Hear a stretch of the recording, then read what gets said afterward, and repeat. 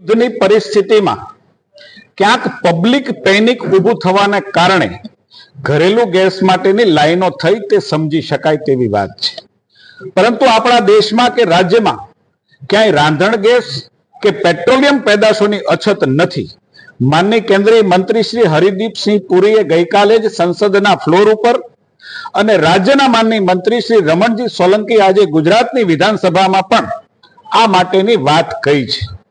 આપ સૌ જાણો છો કે ગઈકાલે જ ભારતનું જહાજ હોર્મુઝની ખાડીમાંથી મુંબઈ પહોંચ્યું છે. રાજ્યની સરકારે જીએસપીસી વિભાગ દ્વારા 2 LNG કાર્ગોની આવક સુનિશ્ચિત પણ કરી છે.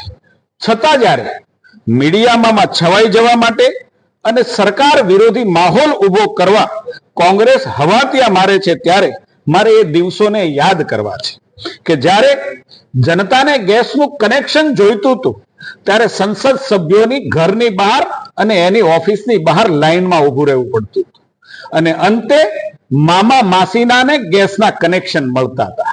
એ દિવસો અમે જોયા પણ છે અને મારે ગર્વ સાથે કહેવું પડે કે દેશના પ્રધાનમંત્રી નરેન્દ્રભાઈ બન્યા પછી આજ સુધીની અંદર માત્ર ઉજ્જવલા યોજના દ્વારા જ 12 કરોડ નાના પરિવારોને, ગરીબ પરિવારોની, ગરીબ માતાઓને ગેસના કનેક્શન આપવામાં આવ્યા છે.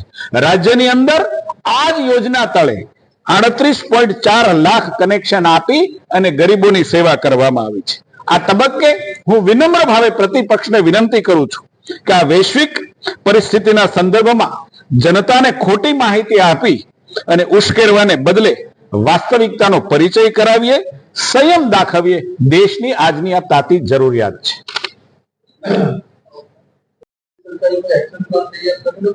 ખૂબ સારો સવાલ છે. આપણે ત્યાં એસ્મા કાયદાને અંતર્ગત આવી વસ્તુઓની સંગ્રહખોરી સામે રાજ્યનું તંત્ર જિલ્લા વાઇઝ ટીમ બનાવીને સાબદું થયું છે.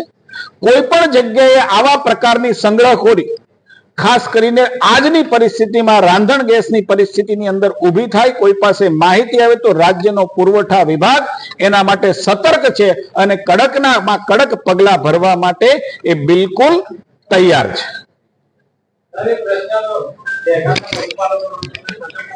Thank you.